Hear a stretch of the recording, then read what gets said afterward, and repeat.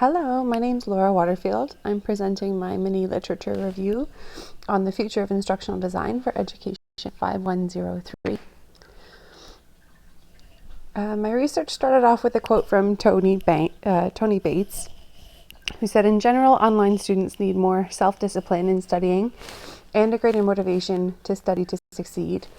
This doesn't mean other kinds of students can't benefit from online learning, but extra efforts need to go into the design and support of such students online." So for me as an elementary school teacher, I started thinking about what sorts of extra efforts we would need to put into that design and supporting our K-12 learners. So Moore tells us there are three types of interaction in online learning. There's learner content interaction. We'll refer to that as LCI, learner-learner interaction, LLI, and learner-instructor interaction, LII. So Swan tells us that asynchronous online learning, with higher levels of each of these types of interactivity, there's higher satisfaction in learning. And she suggested a community of inquiry approach is best to support that.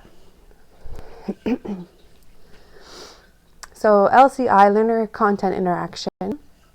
A recent study in 2019 by Al-Qurashi said that this is the most critical predictor of student satisfaction in online learning. Now, a lot of this research has been done for higher learning, so it's more or less a guide for us K-12 teachers in terms of online engagement and where we can go from here.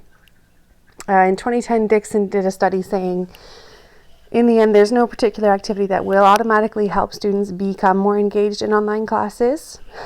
But in 2018, Martin and Bollinger found that actually real-world projects and discussions structured by guiding questions were ranked as the most beneficial in terms of learner content interaction.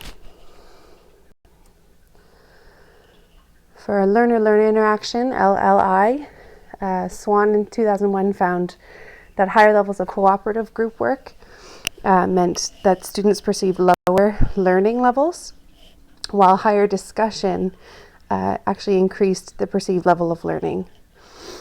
In 2010, Dixon found that most engaged students were twice as likely to report discussion forums as well, to be engaging, and as well as web projects and web pages as engaging communication methods.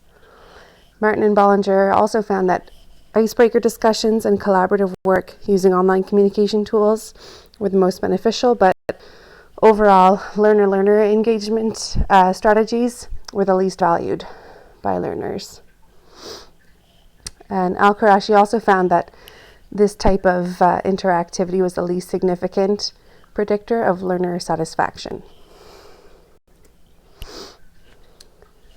Finally, learner-instructor interaction. In 2020, during the pandemic, Baber actually studied and found that this was an important predictor of student satisfaction and perceived learning. And he cited that social presence of an instructor was an important determinant of those. In 2010, Dixon also determined instructor presence correlated with engagement.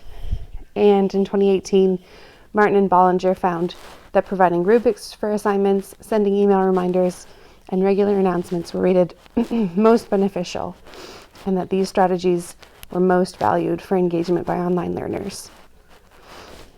So the consensus is that teaching presence is a significant determinant of student satisfaction, perceived learning, and a sense of community.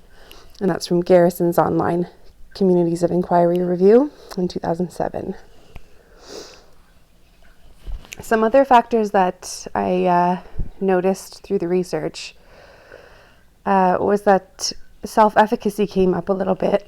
So if you think about growth mindset, especially in elementary, that can-do attitude, Al-Qurashi actually found that more importantly than any of those types of interactivity was self-efficacy in determining or predicting perceived learning in online settings.